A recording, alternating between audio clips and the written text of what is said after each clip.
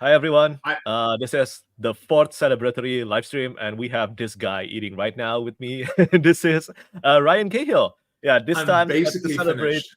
Yeah, okay, that's good. That's good. To celebrate the 13,000 subscriber milestone on my YouTube channel, I thought this time might as well bring a guest instead of only talking to me. And this time we have again my brother. This is Ryan, the author behind the Bound and the Broken series. And I think Hello. for this live chat, we will just talk about anything related to fantasy and sci-fi books. So just feel free to ask anything. Yeah.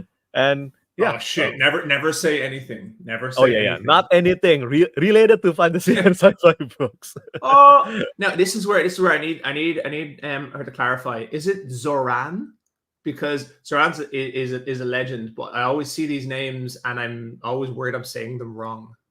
I call her Zoran, but I also don't know whether that's correct or not. That's why we have her here right now, and I want the clarification. I hope she hasn't left yet. just drop in to say hi and Hi, bye. Hi, besties, and bye. then goodbye. Yes. Yeah. Hi, such a big fan of me, right? Not Ryan. I assume it's of Petrik. Nah.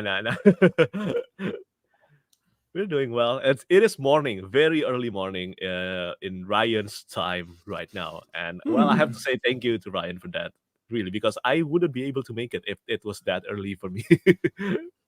I wouldn't mind. I was up writing till about 1:30 as well. So it's now what 7?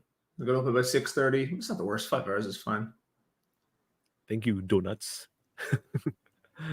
You're writing until 1:30. You're writing of Empires and Dust, right? Yeah, I've had this thing recently where it's like with anything. Sometimes you go through like ups and downs of how things are working, and I think like I took a day off. And then I ended up like anything. Now that you're free, people ask you to do stuff. So then like a day passed and I didn't get the stuff I wanted done. So I took a second day, and that turned into 2 weeks because I wasn't taking the 2 weeks off, but I was sitting here and like, I don't know, when I came out of the rhythm of writing, I was finding it really hard to get back into it. So I've only just gotten back into it now properly. And then tomorrow my brother and his partner arrive from Australia and we go on like a 5-day wilderness hike. Oh, so my camera has this thing where if I do a thumbs up, this thumbs up appears. Okay, now it doesn't do it. Hold on. Yeah, all right.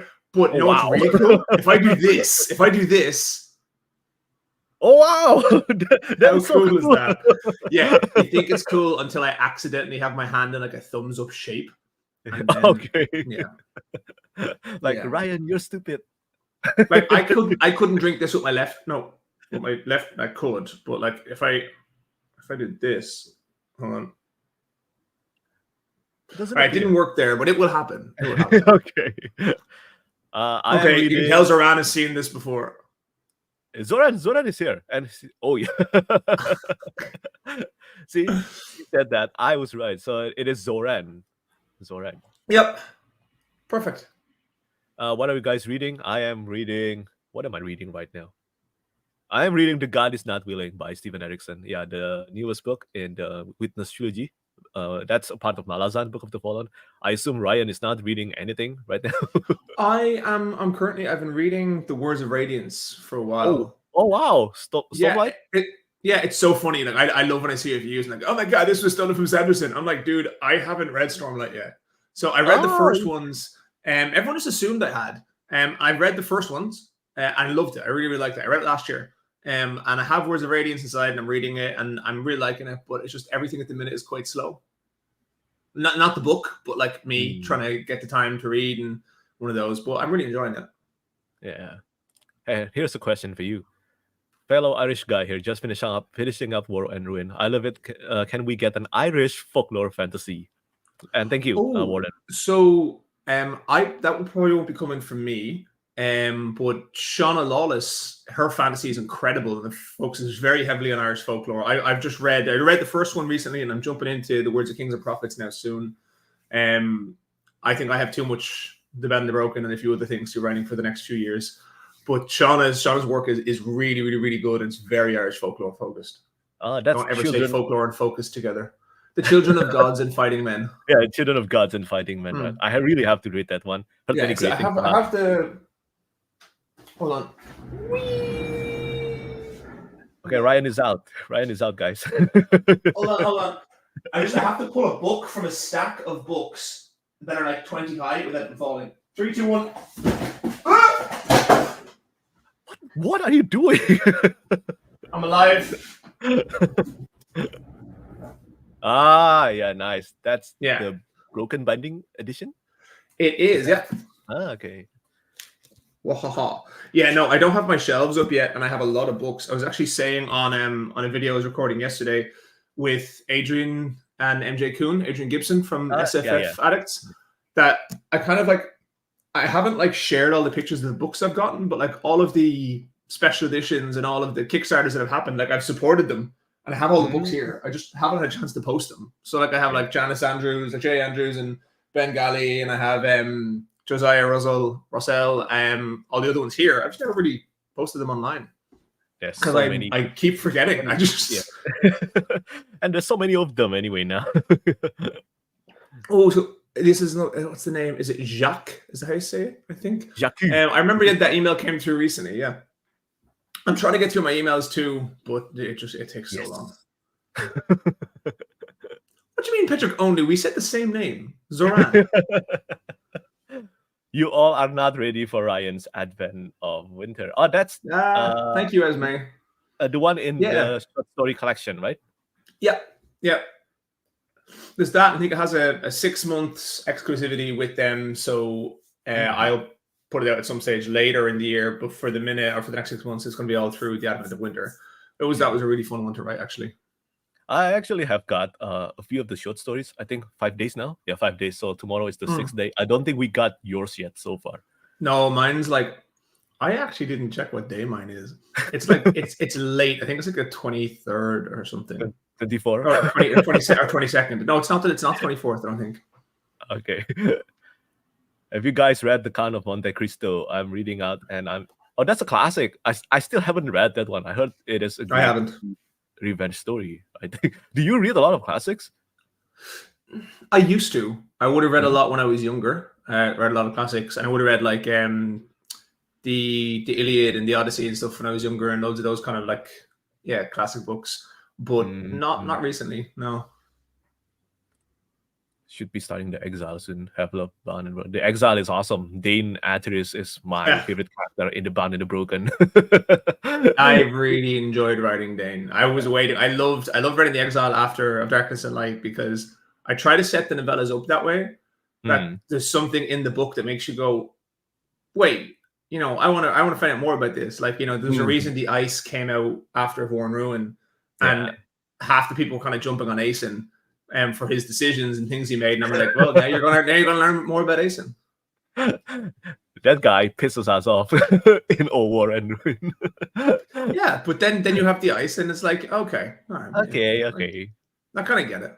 Yeah, Ryan, give us whiskey tour. Wow, really? I have a few whiskeys. I've got some new ones there. I have all of the green spot. The spot whiskeys are like an Irish pot still. They're like some of my favorites. So I have like the green, blue, yellow, and red, and I have Writer's Tears. And I got a Jack Daniels Sinatra Select Edition for my dad when he comes over, because he's coming over on the 14th. My brother comes on the 7th, so they're both going to be here for a month. My mom, my dad, together, and my brother and his partner here, and a few small ones there. I have Hiding Behind R2D2 was a wedding present from my dad, which is a Middleton extra rare, which are expensive whiskies, and that was a wedding present. That's like have a glass a year kind of whiskey. Ryan is actually really tame when he went to Bali because of Amy. He is really tame in drinking back then. Only beers. Come on, Ryan. Oh yeah, I was just chilling. Yeah, Amy was just recovering from being horrifically sick. So kind of had to relax, but also like unless I'm going out drinking for the night, like I tend to relax. I like having a couple of drinks and then just chilling. Yeah, and we had fun. It was really great. Yeah, I didn't want you to get too drunk, Yeah, I have to drive. Ryan's books are some of my best discovery of the year. I'm all caught up and cannot wait for Of Empires and Dust. And yeah, that's me as well. Huh? I'm a little bit scared because I'm only 60,000 words in. I planned on being a lot further in. Here's the question. Oh, there you go. So Yeah. the word count's at 60,000 now. It's one of these weird situations where my last 10,000 have been the slowest by a long distance, but that's because I had so much other stuff going on. Like I currently have 18 big 2.4 meter lengths of oak arriving today because I have to build 2 staircases for my back garden, and Wow. that's happening while I'm doing all this. So things are a bit slower, but at the same time, I'm behind where I planned to be, but I kind of realized the expectations I'd set have been unrealistic. I'd set word count goals that were at the highest end of the word counts I've ever achieved, writing at my best days towards the end of book 3, which are not possible at the start of a book for me. I'm a lot slower at the start of a book, and because I have to think back to all the different threads that are happening and get back into the mindset of the characters. So it's actually the fastest first 50K I've ever written, but I'm behind on my targets. So I don't know how I managed to target like that, to set goals like that. But that's where you predict of Empires and Dust would probably be the word count would probably be around the same size of War and Wind. Yeah, so that's why I'm a little bit scared. So I think it will be, but I'm just Wow, I'm like on chapter like 13 or 14. Yeah, I'm on like chapter 13 or 14 now. 60,000 words in, and I'm going, we're very much starting. Because the problem is when you have the different storylines happening, you know, just having the first chapter for all of the book, for all of those storylines, is already like 40,000 words in. So wow. You know, maybe not 40, maybe like 30,000. And these actually, considering the length of some of my chapters, these are pretty short chapters. So it's one of those. I think it's flowing really well. I'm really happy. I've read through the first like 50,000 words, and I've gone back, and I'm really happy with them. So I think I'm pretty confident about the book, but it's just, you know, I'm just trying to keep the length where it needs to be. You can do it. Woo! I certainly look forward to reading that. Hopefully with the next year, but really take your time. It is more important that way anyway. I'm hoping that it's going to be out in 2024, and I think it's a very achievable target. I just might have put myself under a bit more pressure. Thank you so much, Bon. I appreciate that. And no, I'm not a leader. Okay. Love your books, Ryan. Actually was able to get the broken binding edition of. Oh, nice. Oh, sweet. Yeah, that was a bit scary, right? It's sold out now, right? Yeah. So it was one of those where, like, I think when you think about it, it makes sense. So like when a Blood and Fire, when the last 55 went on sale, they were gone in 3 seconds. I think some people were kind of thinking, oh no, like the bots got them, or it was all the bots. And we're like, no, there was 600 people online, and there were only 55 copies. So people kind of thought, well, I was online at 7 and I hit it in the first 2 seconds and I didn't get it. I was like, yeah, but if 600 people all hit it at the same time, there's still only 55 copies. So only 55 of you can get it. But when you go, it's like the series conundrum. So like when a Blood and Fire is on sale, there's like an audience of like 50,000 people to buy the books. But then when you go to the fall, the audience is people who already own a Blood and Fire and people who are willing to go without it or willing to search for it in the secondhand market. So instantly the number of people available to buy that book drops. So it was, I think all of them throughout the series, because they're selling so well and because they sell for so much later on, they're going to keep selling and they will always sell out. But the sellout will get slower and slower as, you know, the pool of people who are willing to buy it drops because they don't have the previous book. Yeah, totally. Yeah, so I think that's natural for series special editions. I think it's only about to get worse with Odal of Darkness and Light. Oh man, like the fall was on sale before general sale was on eBay for £250. Because somebody who got it in the pre-sale already had it up at £250 on eBay, because people get if people took it, they get the rights to Darkness and Light. Okay, that is it was honestly disgusting. I don't like that. I hate that because, you know, I have readers who love the books who can't get the book, and then there's people buying it up and selling it for £250 when we tried to make them affordable. And it's just, oh, for God's sake. Yeah, there's not much to be done. minute. It is annoying, yeah. And it is the nature of this kind of things, not only in books, but in everything. It is. And I think it's something Brandon Sanderson did really, really, really well with the Dragonsteel editions by running the Kickstarter where he sold the numbered copies, but then had an unlimited amount of normal copies. But he did it from the very start. So we can't do it now because people buy the 1500 under the notion with the promise that it's a limited 1500 run. And so once you change those numbers, you're kind of like you're going behind the backs of the people who bought them with a preconceived value notion. But I think if I were to do special, like my own stuff, like say Leatherbound or something later on, which I'm not going to do for a while because I only want to do them for a commemorative reason. Like say if I finish the series or anything like that, I would do them like that. I would have like the numbered copies, people who want them, and then an unlimited number of just signed copies or whatever for people to purchase. Yeah. And then you can race again to see who's the fastest, you, Philip, or Michael Miller. No one's going to be as good as Brandon because, you see, they're like, oh, Brandon Sanderson signed 5,000 in 3 hours. I'm like, yeah, but he's like 15 people like throwing the books past him. That's not really comparable. It was like seeing a machine in motion. But it is, and actually, it raises the question. Which I think I fall on one very specific side of this. I don't think his signature is worth anything, and that's the thing for me. And someone has mentioned it about like all these pre-signed books and how like it's incredible when you go to meet your favorite author and they sign your book for you and how special that is. It takes away that being special because it's just some kind of conveyor belt. And so I got a signed book. Nobody turned around and says, "Now I have a signed Brandon Sanderson book," because there's so many of them signed that it's just. It's a dime a dozen, which is sad because he's incredible. Like I think I have more respect for him than I could even begin to explain, just with his consistency and productivity, and like he's amazing.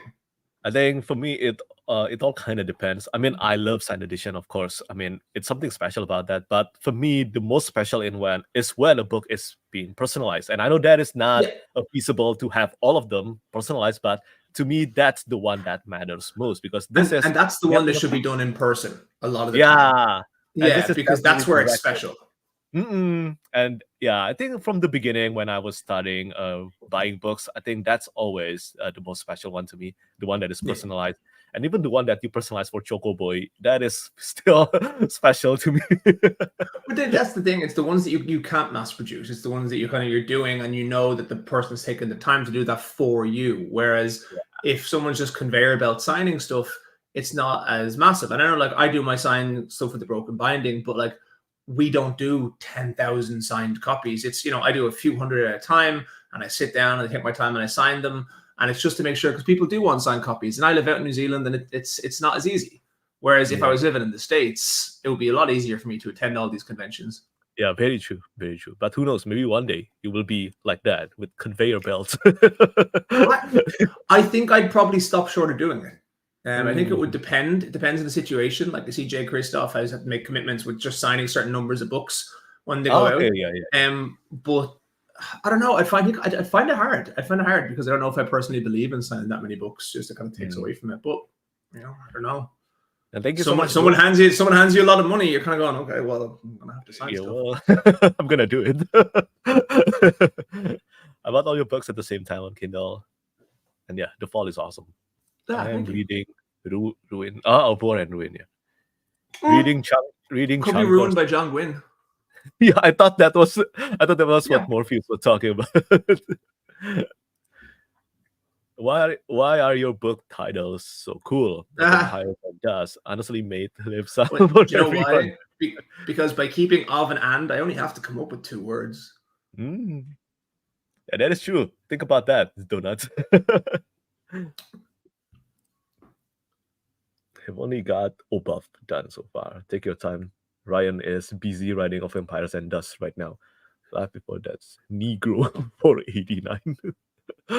Favorite anime movie of all time? Oh, that is a difficult question. I watch a lot of anime, so I cannot really pick that. But you cannot go wrong with watching Studio Ghibli's movies. Do you watch anime movie, Ryan? Not really, and it's not because I don't like them. It's literally just Mm. because I don't watch a lot of anything right now. Like I did grow up. See, my anime kind of stuff would have been a lot more whitewashed. Like the anime I would have grown up with is like the Dragon Ball Z and stuff. I mean, Which I would I have, love Dragon yeah, I Ball would Z. have, Though. yeah, but I wouldn't. A lot of the stuff that's out now, like the Yeah, big yeah. ones, the people love, like Attack on Titan and things, Mm. I'd never have seen. Mm. But I do. It's one of those where if I sit down and I watch them, I really like them. But I Mm. just don't really have the time a lot of the time, and I don't see a lot of stuff. I used to watch crazy amounts of movies, Yeah, and yeah. it's just one of those things. Like I have Baldur's Gate here and I haven't had a chance to play it at all. Everyone's like, it's so good. And I'm like, it will be in about a year.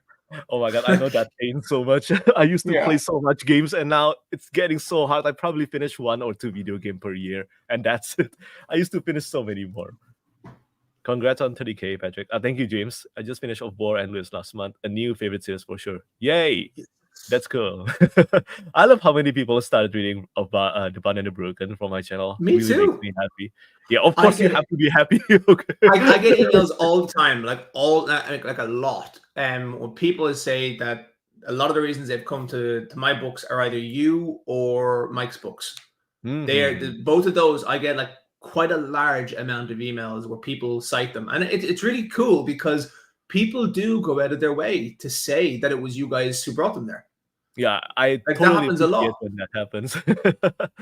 Because, well, sometimes I don't know, and I think, well, when it happens, it makes me happy. Yeah. What is this? Congrats on your subs. The ice was great and gave me an itch for more Cahill on page 92 of my reread of War and Wind. Sorry, I cannot put it here. I don't know how, but this is what he said. Amazing. Keep up the good work. Unholy hairdo. Hold on. How do I do this? I'm really dumb at. Where is this comment? Hold on. There is. I don't know how to do this. Okay. For those of you who are only tuning in now, Petrik is slightly technologically challenged. Look, I suck at using StreamYard, okay? I don't use it a lot. He was talking last night, it was like 1 a.m. and I was getting up at 6:30 in the morning for this. And he's like, yeah, I don't know if we're doing a live stream or not, because I don't know if I know how to use live streams. I'm like, Petrik, I'm getting up at 6:30. This better be, you better tell me now. Or I better give a warning, just in case I couldn't make it because of technological failure. Oh my God. You'd think because he's a YouTuber, he'd naturally know what he's doing. Hey, Daniel, this is a YouTuber. Thank you. Oh, Daniel Green.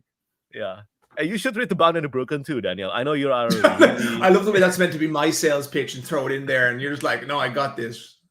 No, because he's right now reading Sun Eater, right? Because of my recommendation, and he's loving the heck out of it. I think he's going to love The Bound and Broken too. I have Empire of Silence here, and I've been meaning to start them, but I tend to read in genre when I'm writing.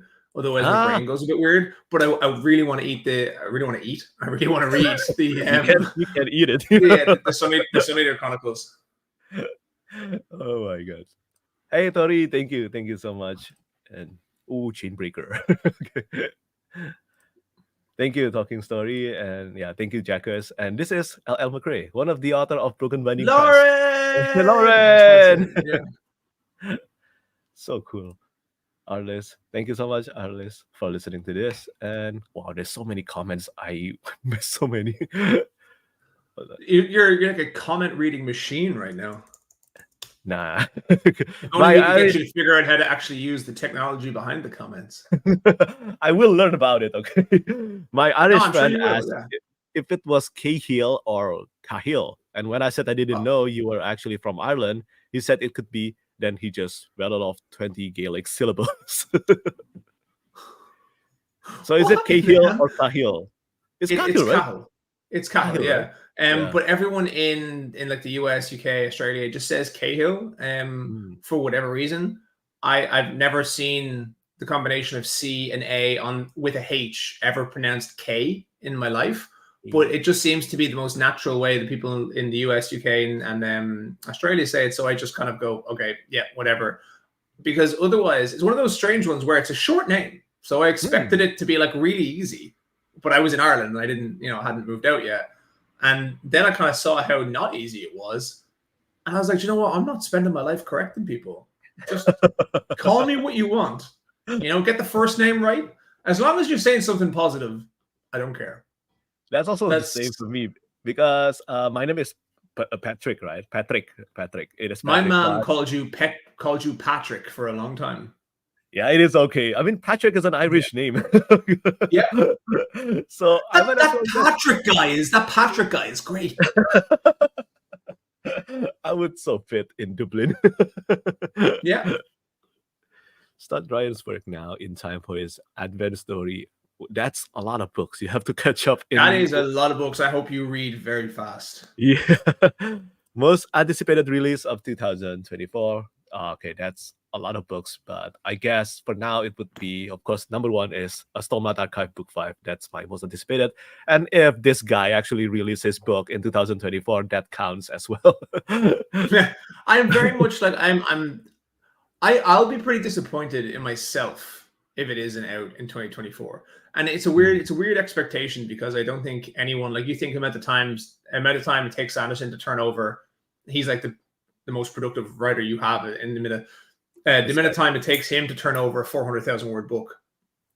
Whereas now in my head, it's weird because even though I released the Warren Rune at the start of the year, and then The Ice came out in September, and now this short story is coming out in December, my brain still kicks back and is like, no, it's been so long since you've released a book, and this isn't okay. And it just goes into full panic mode.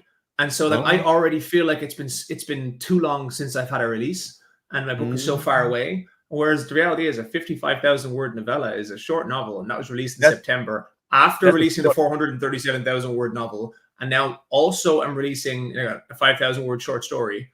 So I don't know. I wish I could get my brain to do what I wanted it to do, but that's not how it works.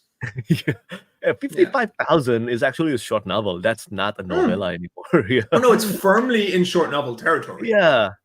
Like, and in some genres, it's not even a short novel.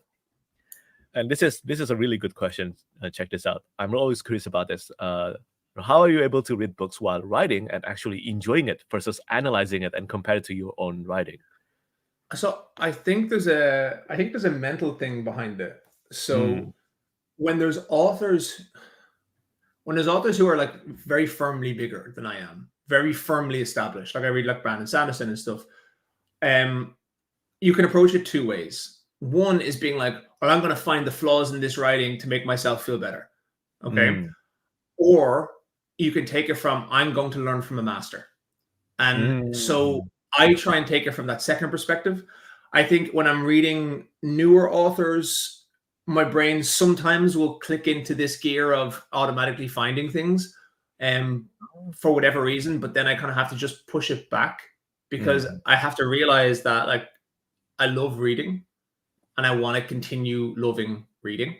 Yeah. And I don't want to be critiquing reading. It's part of the reason why we were talking before this and saying that, you know, I don't really review books. And if I do put out a review, it's only for something I loved because I don't want reading for me to ever be a negative experience. I want it to be a positive experience. And the same thing we talked about ages ago with reviewers and how, you know, some people will be like, oh, I gave you my book a year ago and why haven't you read it? And why haven't you read it? And my head will always be, I never want a reviewer or a reader to read my book under pressure because they'll never like it. You won't like it as much. Reading should be about enjoyment. Yeah, and that's the whole thing. I don't care if someone reads my book quickly. I want them to enjoy it as much as they possibly can. And so I try and follow that same mantra when I'm reading too. And it does get hard sometimes. Sometimes I will see stuff, even reading Sanderson, and I'm like, man, I wouldn't get away with that. Yeah. You know, but I have to pull myself back and just let myself enjoy the book. And Ryan is making a great point here. If you are an author watching this right now, and believe me, if it's possible, I would love to read your book as soon as possible. But really, sometimes it's just impossible. I'm only one dude, okay? One dude, one set of eye, and one brain. I cannot read all of them at once, and I do get tons of review requests every day. It's crazy. And I'm grateful. Like, you guys might not know this, but Petrik's actually started using his books as firewood because there's so many of them, and he only has so many shelves. Stop lying. I'm starting this rumor wheel right now. Dear God. What is your choice for Irish whiskey? So currently, like behind me, I have, it's almost all Irish whiskey, and I like all different stuff. So I like bourbon as well, and I like Scotch, but I have a lot of Irish whiskey behind me. Actually, I realize I have I have a few different real like strong favorites. I have a Redbreast 21 year, that I got as a wedding present. I have a thumbs up. I have I'll use one finger. I have the Middleton. But I think my favorites are I love the Redhead Writer's Tears, and I really like. So I have Yellow Spot. I have Red Spot there too, but I think Yellow Spot. Yeah, Yellow Spot is probably my favorite of the spot whiskeys. I really like the red as well, but it can be a bit sharp. I haven't actually tasted what do you call that? Writer's Tears? Does it actually Writer's Tears? Yeah. Oh, I really like it. I prefer the Redhead. The Redhead is my favorite. So I have some limited editions there, and there's normal, and then there's double oak, and there's Redhead, and there's an Inniskillen ice wine cask, which is really, really, really nice as well. I like whiskey. I have to try that someday. I don't drink a lot of whiskey. Most of the time, I drink only soju.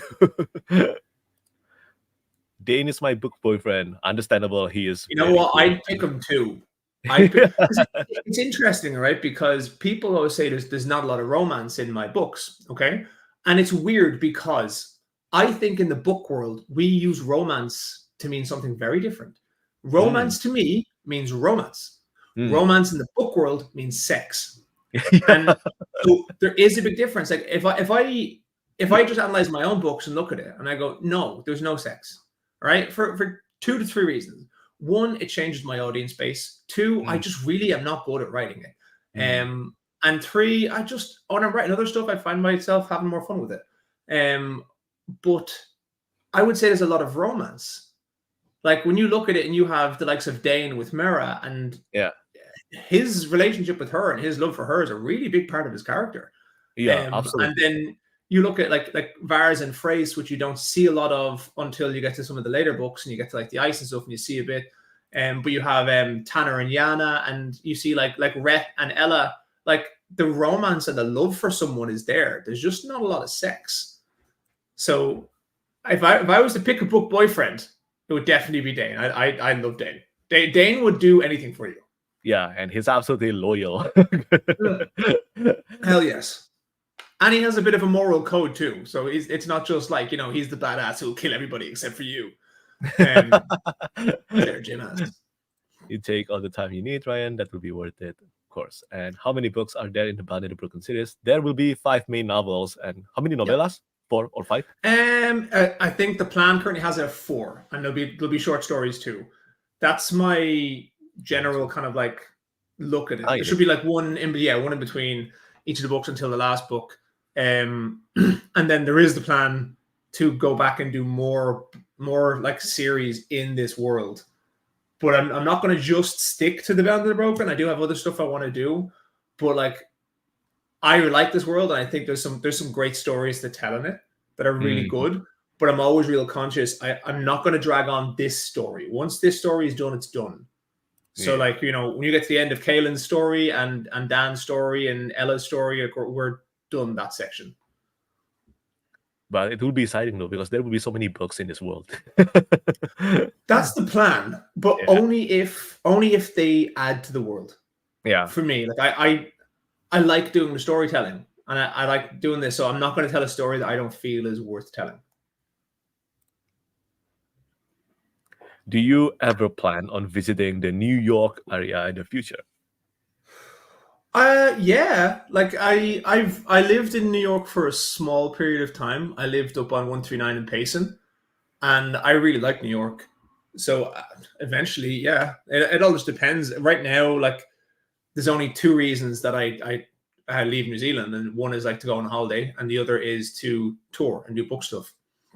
But I can only do like one intercontinental trip in the year, because it takes a lot of time. It takes a lot out of your time.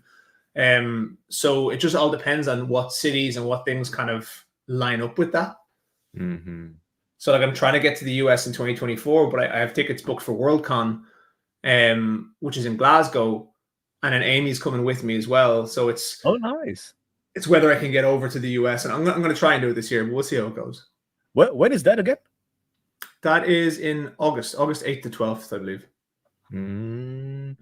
Please ask Ryan who the POV for the next novella is, if he's willing. No, Nah. I tell you, I knew he would say nah. part of it for me, sometimes I don't even, I have other like novella style stories in my head, and sometimes I don't nail down the one I'm gonna have until I finish this book, because I like to see who needs it, or what the best one is. Because I do a thing called tonal resonance in, I don't know if that's what it's actually called, that's what I call it, in my books, to try and allow the chapters to flow. So as you come towards the end of one chapter, there should be like a resonance tonally between that chapter and the next chapter to allow you to kind of flow naturally into it. And so I kind of feel that same way with the novellas, in the way that you see Dane come out of nowhere, and then you have the exile, and you have a problem with Aeson, and then you have the ice. And so sometimes I don't pin the exact one I'm going to do down until I feel what the resonance is. Here's what Daniel said regarding the signing thing.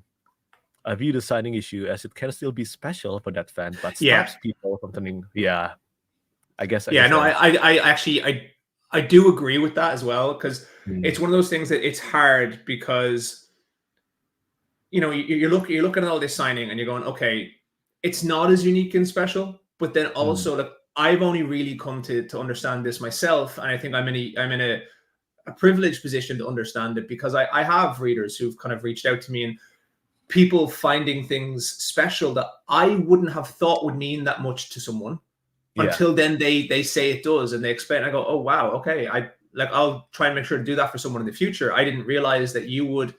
I don't know if it's like an imposter syndrome for an author, because for me, I just don't feel like me doing something like that could mean that much to someone. And then it's only when someone actually says it out loud, they go, oh, okay, wow. So I do get that. I do get that even if it's like a conveyor belt system, it can still mean a lot to the person who gets that book at the end of the day and sees it. So I do get that. I think it's hard when I see those videos of Sanderson signing just so many, and it just it feels so impersonal. Yeah, I get it. Yeah, when you have a team of like 15 people, like literally like sliding and throwing books across a table, I'm just like, oh man, this is a factory. Whereas like I know when I went to the Broken Binding to sign the most recent ones, and the stock that came in when I was over in the UK, it was we got there as myself and Matt and Mitchell, who works in the warehouse, and there's just boxes of books beside me, put down. I just crack a drink, and we're sitting there, we're chatting, we're laughing, we're joking, and we're signing them, and it like the signing meant something to me, and so I feel like it meant something to me, so it means something to someone else. But I can totally see how it can mean something to someone else. That was a weirdly structured sentence. It all depends on the situation, and plus, I don't think a lot of people know that Sanderson signed like that anyway. I will be getting to Bound and Broken in 2024. Nice, and I found Ryan's books through Petrik. Oh, that's good, Zoran. Don't you mean Petrik? No, Petrik. Oh, and I know. Zoran, I've seen loads of Zoran's like loads of videos on Instagram and stuff. And also I got the email the other day. Everything's been really put behind, but I sent books to Zoran, and they should be there soon. I think they're on the way, like literally in transit. So hopefully they'll be there soon. I hope you're hearing that, Zoran, because this comment is like from 15 minutes ago. Oh, okay. No, Zoran's really, really cool, and she has this like crazy hectic energy in her Instagram shorts, and I'm always I can't stop laughing at them. They're great. I know she's very popular on TikTok too. Okay, so many followers. I think 200,000. I still haven't gotten into learning how to use TikTok. I want to do a video, and I'm like, what the fuck do I do? Okay. The one thing I will never do, and I don't care if it sells me like fucking 60,000 books or 1 million books, I will never have, and it's not because I look down on it, it's because I simply do not have the ability to do it. I can never do those videos where like they're playing music and you're pretending like you're cool and you're like pointing at things like this and pointing at things that. Yeah. I don't think I'd actually have the constitution. I think I would just break down laughing. I don't think I could do it. Like I tried to pre-record video for Mike's books. It took me so long because I was like looking at the camera. Yeah. I don't know how you guys do it. This is different because I'm not talking to the camera, I'm talking to you. But when I'm pre-recording something and the camera's in front of me, I get everything wrong. Like 100 times over, I get everything wrong. I totally understand though. I mean, even to this day, sometimes I still don't feel used to, even though I'm recording for a while now, 3 years now, but I still feel awkward most of the time. And here's a question for you. Who is your favorite author? And congratulations. Thank you, Safina. This is for you, by Is the way, that how do you know? because I saw some of her comments asking you who's your favorite Okay. authors. Yeah, so it's weird because I don't think I find it hard to say like who's my favorite is, because Hmm. that means they're distinctly above everybody else. But Hmm. I think the author that like really made a turning point for me in fantasy was John Gwynne. I think Yeah.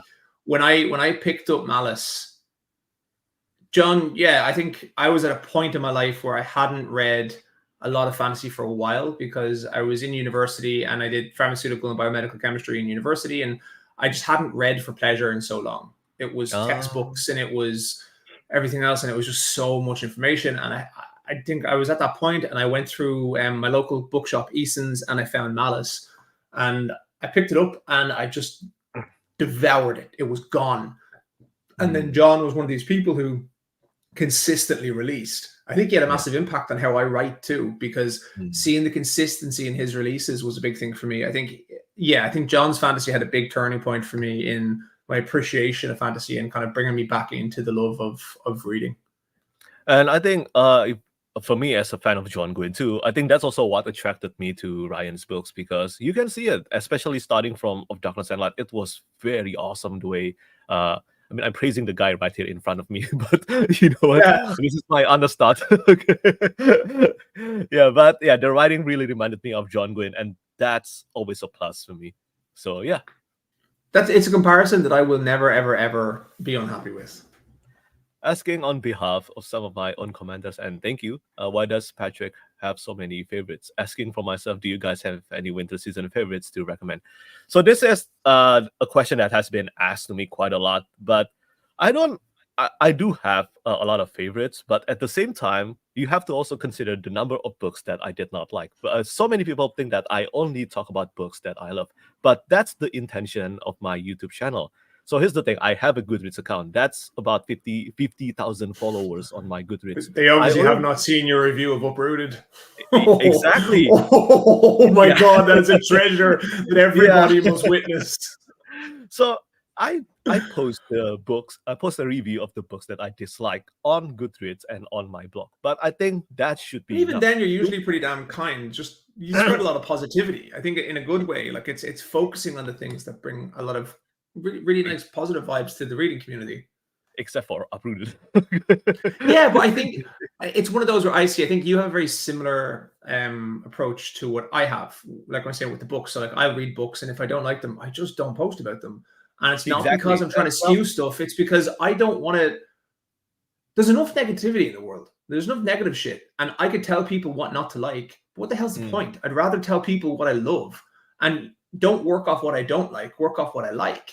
And then when it came to stuff like Uprooted, and even you have the books of Babel, and you have the last book, and I know you love the series, and in the last book yeah. you didn't love it, and you were, and it's one of the things, one of the reasons why I approached you initially when I just started out is because I'm like, this guy's opinion means something because he Mm, has the integrity to say when he doesn't like something, even when he has loved everything up to that point.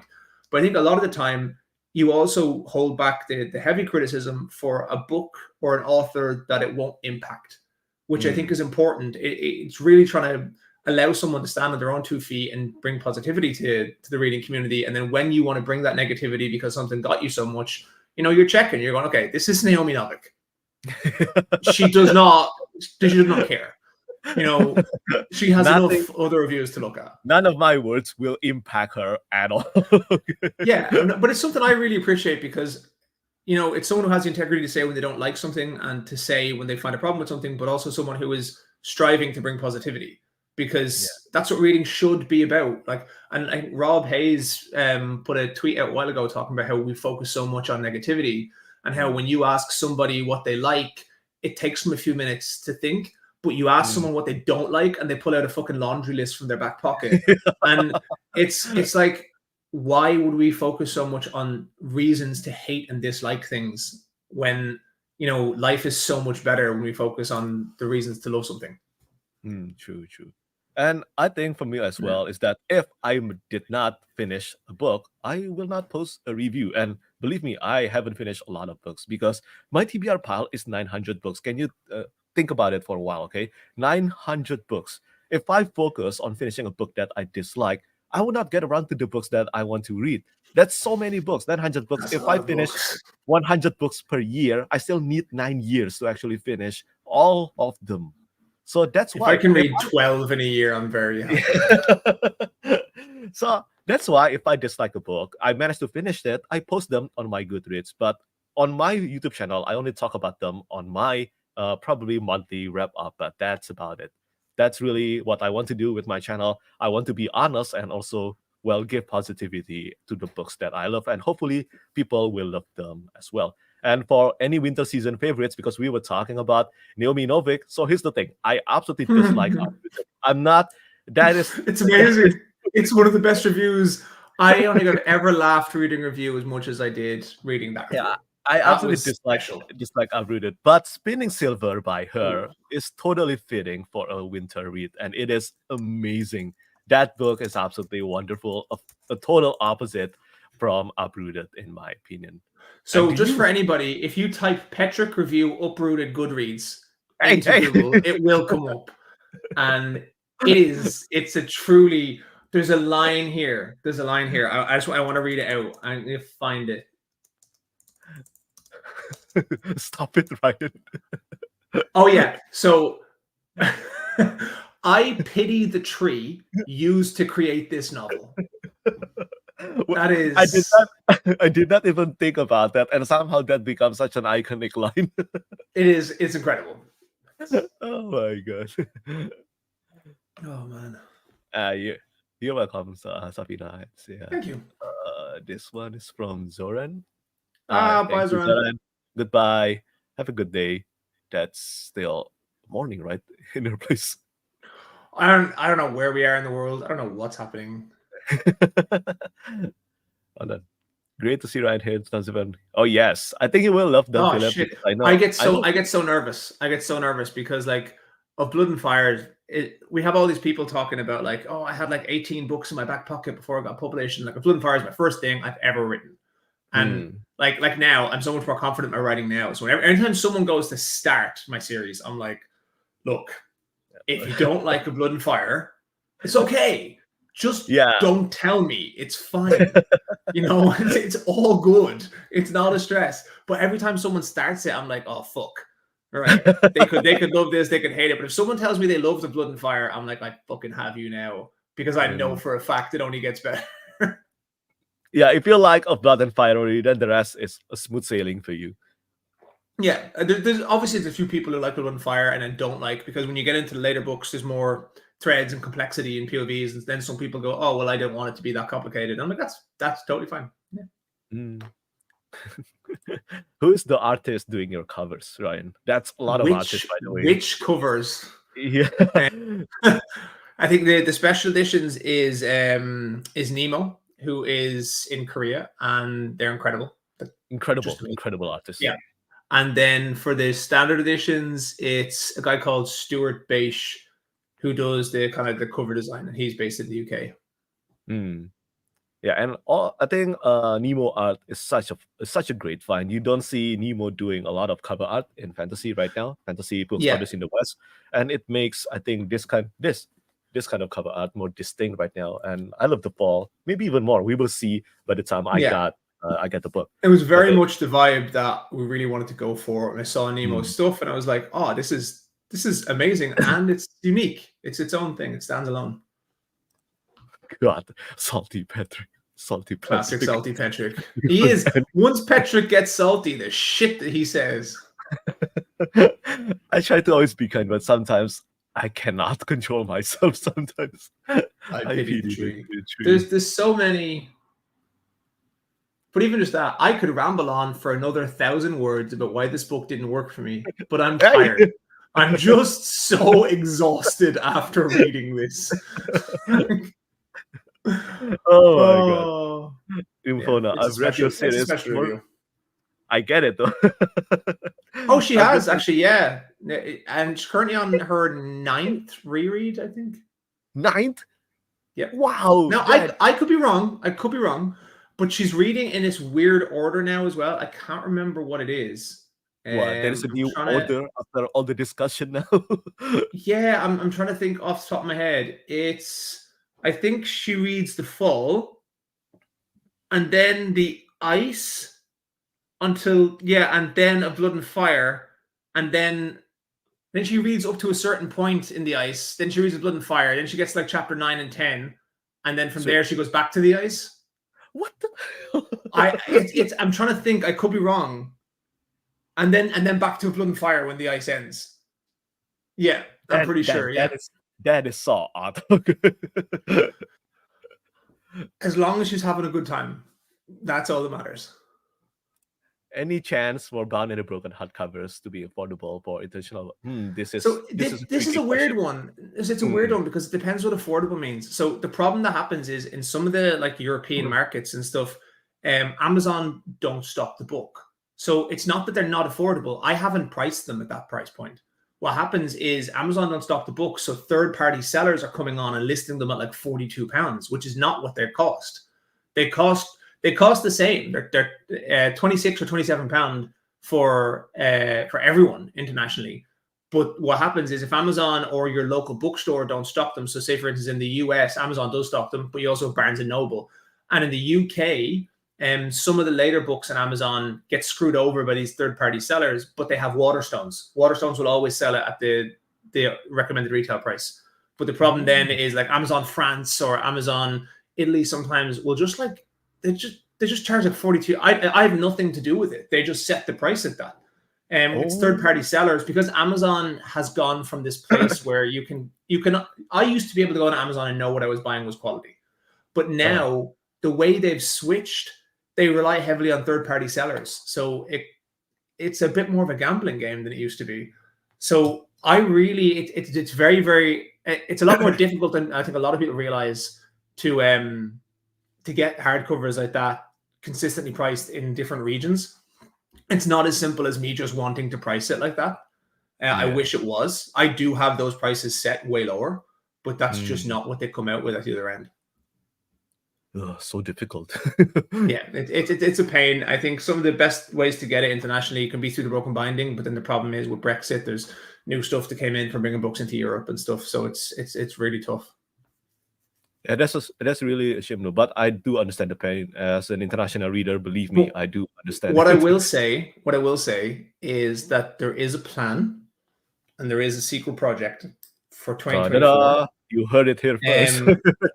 Yeah. That we're hoping to do something very, very special that should make hardbacks very available for people in a lot of places. So that's all I'm able to say. But yeah, if that plan actually succeeds, I think it will be really good for international readers. It's the type of plan that it would be one of the first of its kind, and it's not a small undertaking. Like these are like big things to do. So yeah, it's not simple, but hopefully we can get it. Which is your favorite book you wrote, Ryan? Congratulations again. Love your channel. Oh yeah, thank you, Safina. So yeah, which is I think Ryan has actually answered this. I believe it is War and Ruin, right? Yeah, I really, when I look back at War and Ruin, I'm very proud of what I wrote. And then I think after writing The Ice as well, I'm really, really happy with The Ice. But for different reasons. So I think that tends to be the way, like the most recent book tends to be the one that's my favorite book. From a craft perspective, maybe not my favorite while I was writing it, but from a craft perspective, that's my favorite one. But I think it's because, I'm learning my craft with each book that I write, and I feel like I'm getting stronger. So, yeah, I think it always matters to keep getting better and better with each book. Yeah. That's why I also, as a reader perspective, I try to always be patient with the first book. Usually, I think it matters so much more when the next book is better rather than having the last book actually suffers for me anyway. Yeah, I mean, you have went through this journey, and then the last book disappoints me. Oh God, I have this thing that it constantly leaves me with anxiety, but I have this thing that I kind of always want to be improving, and so I'm always trying to challenge myself to do something new in the new books.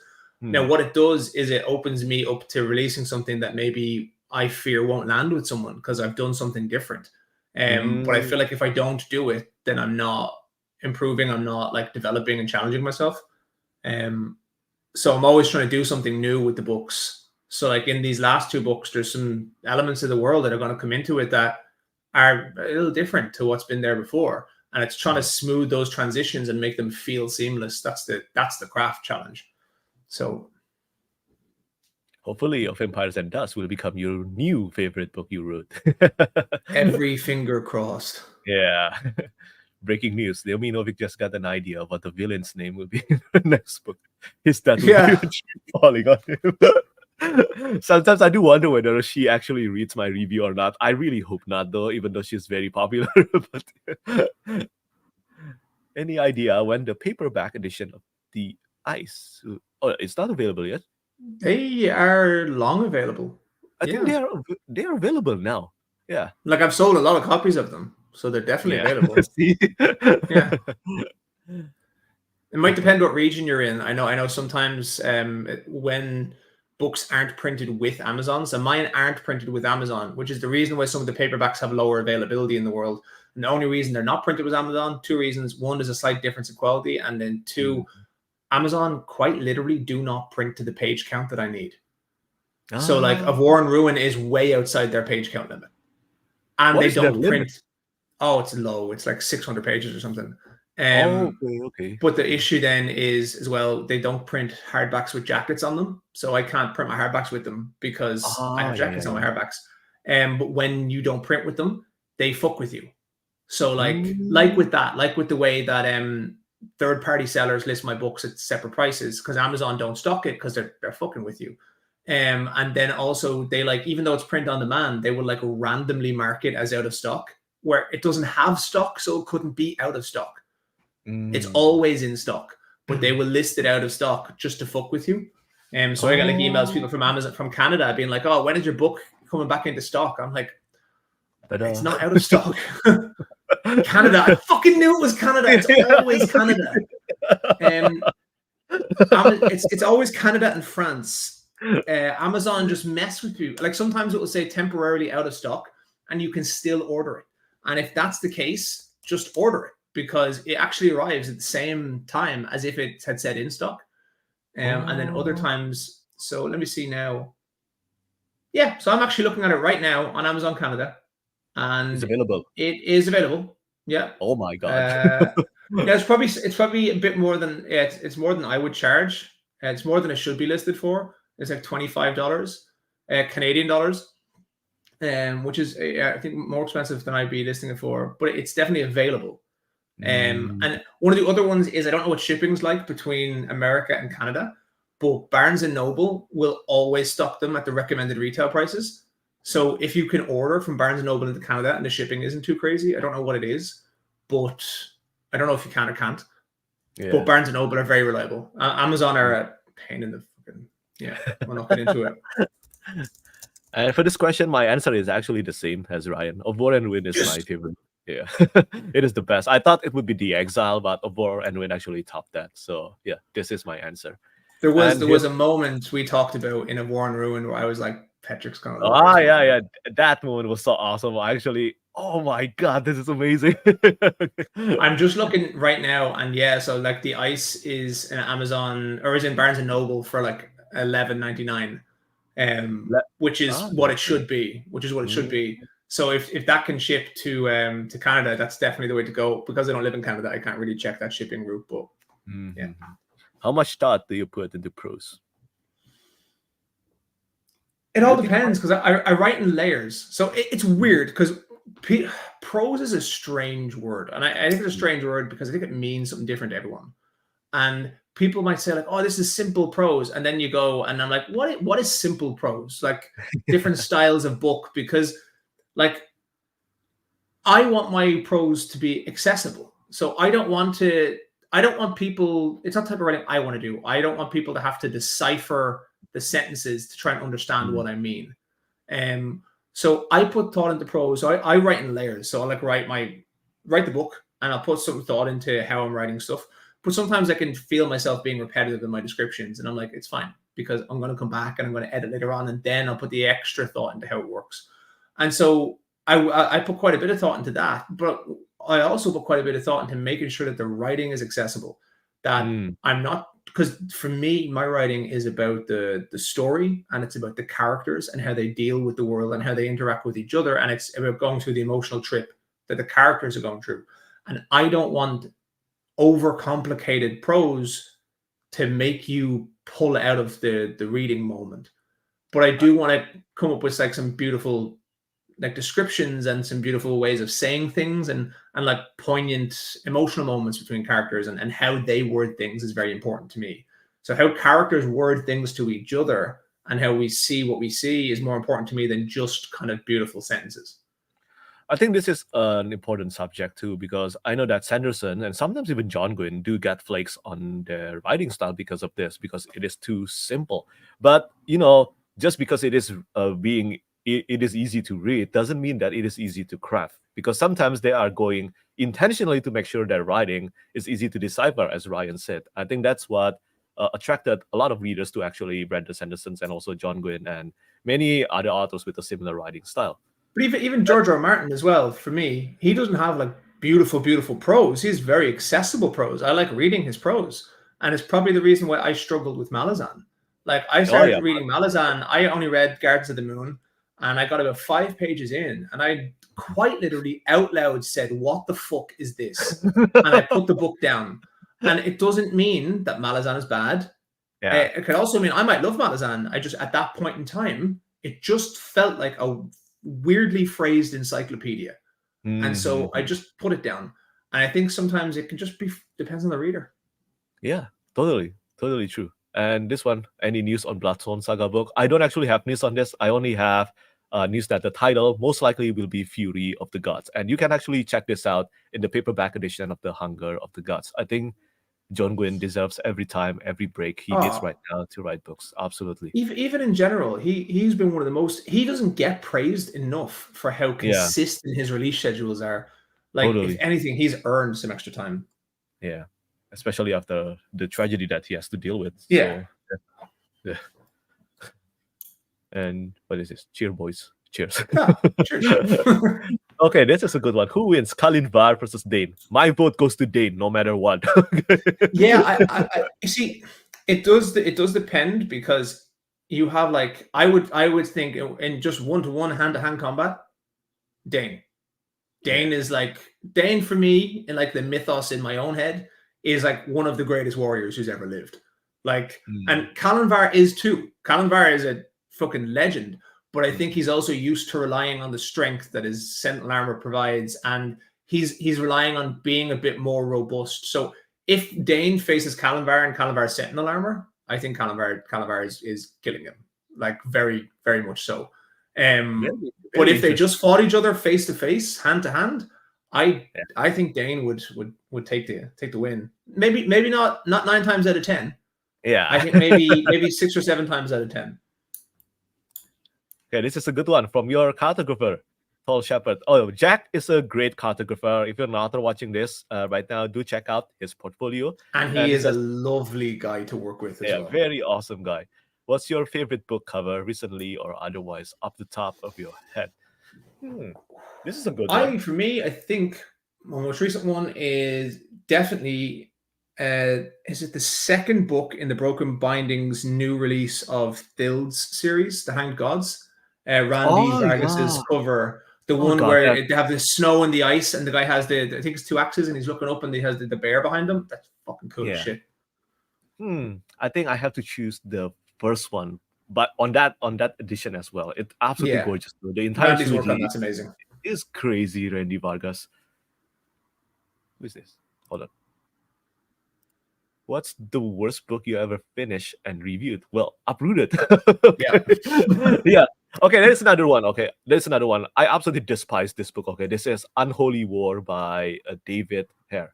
If you want to come up with a sequel that destroy everything that you have ever crafted, you told me about this too. I read this review. This one absolutely crazy, but I feel like I'm the only one thinking about it this way. But so many people love. Is this the one that turned into softcore porn? Yeah.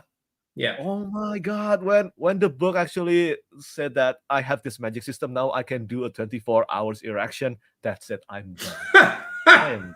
I'm done. What the hell am I reading? So Unholy War should have been titled I'm Horny War. By far the most pointlessly lusty fantasy book I've ever read, and no, not in a good way. That is the header for that review. It is Yeah, spectacular. seriously, I despise that book so much, and it is such a great series. The first and the second book was amazing, but that one completely, yeah, it lost me. Thanks, guys. Oh man. Yeah, Jack is awesome. Of Blood and Fire was the first book I read in 2023, and I like it a lot. I plan on doing a recap, a reread, and finishing the Yeah, I series. think that's what that means. Yeah. Yeah.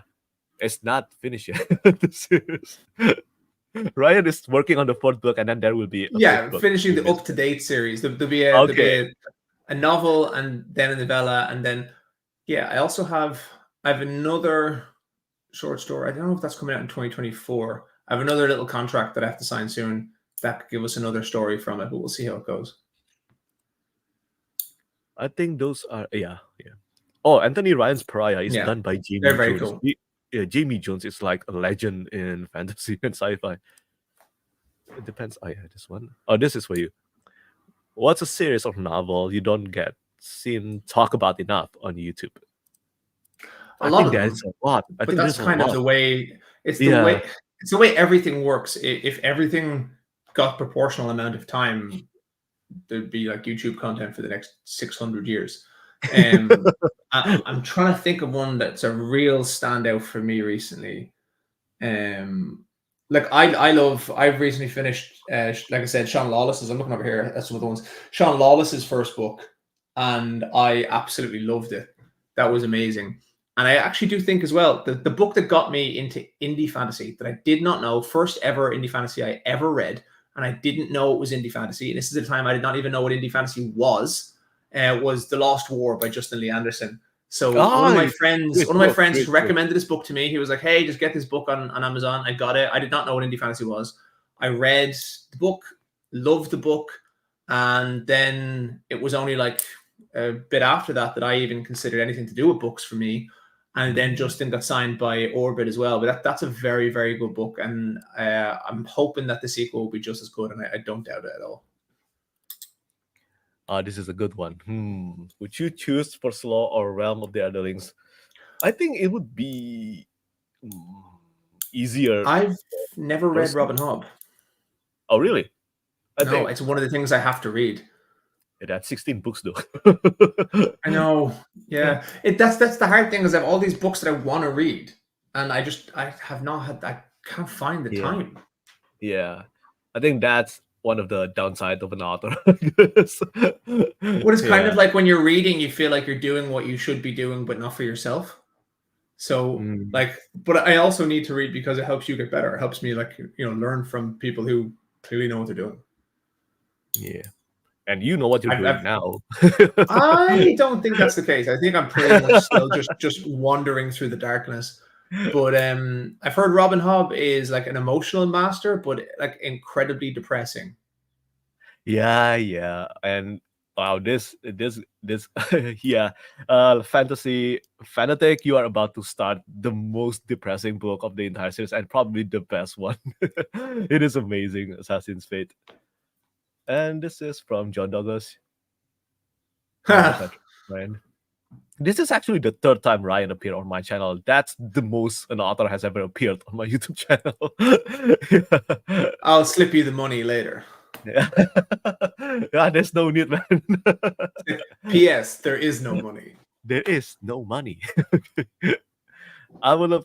Oh yeah, I think the Live Ship Traders. The Live Ship Traders is a nautical fantasy in the realm of the Underlings. I think it will work really good on TV show adaptation. But I think there's also another topic, a long topic. I had a feeling this is where this is going to go. Yeah, TV show adaptation lately hasn't been doing really well, okay? Especially when it comes to adapting fantasy books. And this is a long topic, so let's leave it at that. Do you know, actually, and a quick one. Do you know what's a quick one? This sums it up for me. I saw a comment on Facebook the other day, right? So there's a Wheel of Time group, okay? And I'm only in it because I love to see all the salty comments, okay? Sometimes when I'm like I just watch people do shit, right? But someone made a comment that really stuck with me. So someone was talking about they changed the character.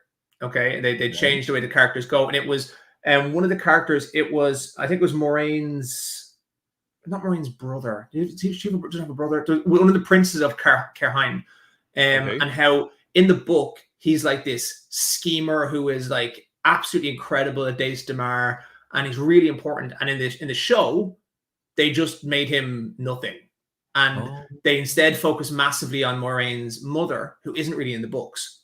And someone made a comment being like, yeah, but this is an adaptation, so we can change those kinds of things. And that stuck with me. And that's where I realized at the core of what my problem with all this has been. So I have two things, like when it comes to my own series, I worry about a fandom getting toxic, but then also that underpinned everything that's wrong with adaptations right now for me, is that too many of them are using the word adaptation as a way of changing core parts of the series that they didn't agree with. And that's not what an adaptation should be to me. An adaptation shouldn't be an opportunity for someone to fix things they think are wrong with a book. It should be about adapting a story to a different medium and making the minimum amount of changes necessary to make it work while creating art. Exactly. I don't think there's very few things from a story or character perspective that need to be changed to adapt something to a different medium. You don't need to increase one character's agency and decrease another character's agency to adapt something to TV. That's not a challenge. The challenge comes in many different forms, but the challenges they're addressing seem so different in the Wheel of Time for me. Like, you don't need to change that agency. You don't need to make an entire storyline about warders while at the same time claiming that you don't have enough time to tell such a massive story. And that doesn't make sense to me. That's somebody deciding, I know how to tell this story better because the original author made loads of mistakes that I think I can fix. Yeah, and I think like that for me underpinned it, is that I'm going, you're not adapting a story, you're telling how you wish the story was written. Yeah. And that for me is not something I like. And it very much falls 100. This is what gets me. People get really pissy when people say it, but I actually can't think of a better definition for what fan fiction is. Fan fiction is a fan writing a fictitious version of the story that they've seen the way they wanted to play out. Yeah. That is fan fiction. And that's not meaning it in a heavily derogatory way. It's just from an analytical point of view, you're not adapting something here. Yeah. You're telling the story the way you want it to be told. You know, the only difference between me and you is that you have a platform to put it on TV. That's what I said. I said a kind of similar thing, that this is pretty much just fan fiction now. It is not about adapting. It is about thinking that what you think is better, but, well, it is not adapting. Okay. And that's why, even though I don't call myself like the biggest fan of the Wheel of Time, I'm still not happy with the first season. I haven't watched the second season. Yeah. But it is, that's the whole, like, people use the word adapting. And I'm like, well, it's called an adaptation for a reason. I'm like, yeah, I get that, but that's not an adaptation. Like, there are things in this that are being adapted, but the thing that's being critiqued right now, that doesn't classify as an adaptation. That's a change. I think adapting something is different to just changing something. I think changes will, of course, have to always happen. Yeah. It will have to happen sometimes. Of course, it is a different medium after all. It will have to happen. But sometimes, based from what I've seen, the changes that were made, they felt unnecessary, in my opinion. Of course, I get it. I mean, let's just take a look at the Song of Ice and Fire. The Song of Ice and Fire works because so many of the change, well, not up to the end, okay? That, like, the first few seasons, they stay as true as possible to the books. And I think that's, it satisfies both new viewers and also the readers. There are things that are always going to change. That's how it works. They'll always change, especially to suit the medium. But like I said, it should be the minimum amount of changes necessary to competently, efficiently, and, like, obviously very well, like, tell the story that you already love. Not changing the story to have it be a story that you think is now better. You know, there's probably some people who might disagree with me on that, especially like a director who it's their art and they want to do something like that. But I think there's a point where something becomes based on and not an adaptation of. So yeah. Season 1 of Game of Thrones is almost page by page. It is amazing adaptation. Yeah. Amazing, really. Yeah. I loved Game of Thrones. It's only like when you got to like the last couple of seasons and you're like, Yeah. eh. The last season, okay. Last season is a phenomenon. I have never in my life watched something with such a cultural impact be completely and utterly wiped from pop culture history so efficiently. Like, people just don't care. It's just gone. Like, it was so bad that it is gone. It doesn't exist anymore. Like, I've I know. never seen that before. I've It is never kinda seen that scary. before. Yeah, I know. It went from so many people talking about it and then boom, vanish. Scary. Man, I'm not usually like the obsessive kind of stuff like that, but like myself and some of my friends had like watch party events for like the episodes as we're going through in some of the later seasons, and then it was like, no, don't care about this anymore. Some of It the was best just scenes. Some of the best scenes. Hold on. Some of the best scenes early in Game of Thrones were show only scenes that they invented, and I think that's good. If they can actually do that, that's good. That's gonna happen. That sort of stuff will happen, but it's more when one of the things that we don't want to go into stuff because, like you said earlier, this is a big thing. But like, it's when some of the changes that you make affect the core functionality of the world. Like they completely change things. Like there's a lot of stuff with the Wheel of Time where they just actively changed how the world functions. Like you go to the last episode of the first season, you know, they took Rand's big, crazy use of power that was insane, that was like kind of ridiculous in the books, but also a little bit necessary to prove why the dragon was necessary.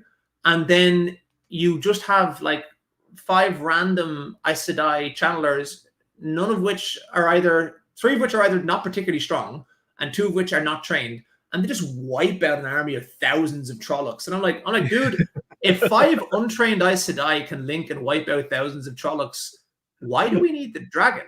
We have hundreds of Aes Sedai. We could kill an army of 1 million Trollocs, like in half a second. You kind of like in the space of 10 seconds wiped out the necessity for the dragon. Why would we have a dude who can do some of this stuff, and we haven't shown him do anything, do some of this stuff but could go insane, when we have perfectly sane super warriors who can just wipe out armies of hundreds of thousands? And then you get to season 2, and all I've heard so far is, yeah, it's better, but like one of the biggest plot points in the entire book series is Rand and the sword. And apparently he hasn't used it. Like, and I'm going, hold on, that's a core thing. So yeah, I could go on for hours on this and criticize it in a nice way, but I'm not going to. Yeah, I know. That's why I said this is definitely a different topic. It's hard not to. You're sitting there going, yeah, I know. So much to say. Every time I talk about this, I always felt like I have a lot of things to say too. The Last of Us, I think it is quite a great adaptation. Yes, as much as possible. Anyway, I do think that it needs a few more episodes. I mean, we can see more actions on it, but as far as staying true to the story, I think it did its job. Yeah, 100%. Oh my god! So said in a recent stream with Mike that Game of Thrones the last show ever that the entire world watch. Yeah. I think The Last of Us had a very big viewership, not at Game of Thrones level, but The Last of Us was one of those. I think I know a lot of people were watching at the same time. That goddamn thumbs up. Oh look, and if I'm sad. Oh my god, this can happen. Oh my god. So anyway, I think this live stream has gone on quite long enough, and it's now almost 2:30 a.m. here. So yeah, I'm a human, and I guess I need to sleep. What are you? You could do longer than that. It's morning there. Last one. Do you think The Last of Us 2 will be as good as the first season? Yeah, I think there's a good possibility. I think there's a good possibility. I'm kind of worried knowing what should happen. Because like this is what happens, and this is the reason stuff does change in some adaptations is for sales reasons. And like Pedro Pascal is the biggest pull in the entire series. Bella Ramsey's amazing, but like it's inarguable that Pedro Pascal is literally a bigger world star right now. And knowing what's meant to happen, can a show survive that? I guess we will in its second season. Yeah. I guess we will find out when the time comes. I know that I was pissed with the game too during that moment. Okay, I guess this is pretty much thank you so much, Lauren, for and thank you so much to everyone really for coming to Just this Lauren. live stream.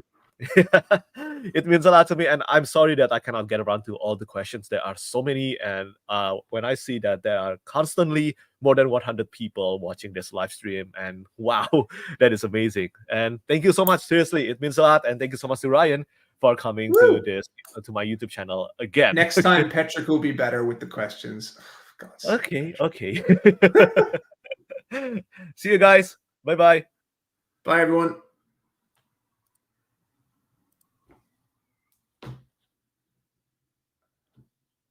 I don't think Petrik did this properly, which kind of makes this really funny, but I'm pretty sure I'm alone and live right now on Petrik's channel. So I could say anything I want. Let me just, I'm pretty sure I'm live. So what do we want to do? What do we want to do? What kind of crazy shit do you want to do on Petrik's channel now that this is just showing that Petrik really does not understand technology? And he's going to love this. He's going to love this. All right, so what I'm going to do is... Ryan, as I said, I suck at technology. Okay? I saw you disappear, and I was like, what are we going to do, guys? Oh, my God. This is going to go down as a Petrik moment of all time. This is a dumb Petrik moment. Okay? That was... we were close. I could see... people were getting ready to ask some cool questions. I mean, come on. What the hell is this? Show us your boobies. Oh, my God. I didn't see that. Oh, my God. Who's better, Petrik or Choco Boy? Answer now. Oh, my God. That was fantastic. Hilarious. Please don't ever change. I just saw you leave. Because I wasn't expecting that. Okay. I knew that. Okay, Ryan is going to mess up with my channel. Okay. I didn't mess anything. I was expecting you to stop it live and then we'd be on the screen and we'd talk and that was fun. Thanks, Petrik. And then you just vanished. And I saw the live button up in the corner and I was like, oh, there's so many things we could do. Oh my God, this is so dumb. Okay, I'm gonna try it again. Okay, this time I will really end the stream. Cross your fingers, guys. Cross your fingers, guys. Okay, bye everyone. Thank you so much, really. Thank you so much for making my day. And we're gone. We're gone this time.